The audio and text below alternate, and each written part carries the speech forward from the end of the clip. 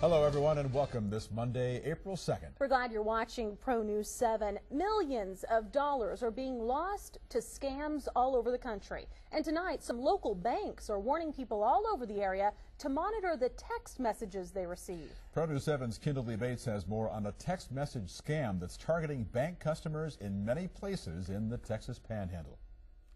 If you're a customer of Happy State Bank, the Education Credit Union, or Amarillo National Bank, keep your eyes peeled for the newest money scam. If you receive a text message asking you to call a number and reveal your account information, do not respond to it. The message pretty much went along the lines of your card's been deactivated and to contact a phone number to reactivate your ATM card.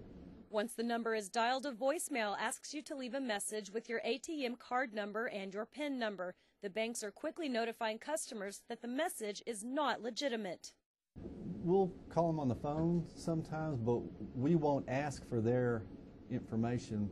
The only other way we'll contact is with our internet banking customers. We'll send them a text message, but we'll tell them that there's a message waiting for them on their secure bank site. Many banks are no stranger to scams, but Howlett says this is the first text message scam Happy State Bank has seen. Most of the scams are by email, and a few are by phone, but I would say most scams that we see for phishing fraud is through email.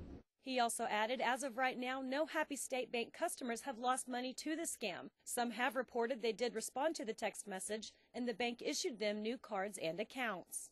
Customers are protected, and so we work with the customer to get their money back into their account, and we just ask for their assistance in identifying the fraud as soon as possible and contacting us and letting us know. As with any scam, you are advised not to give money to any person or to any source you don't know. Kendall Lee Bates, Pro News 7.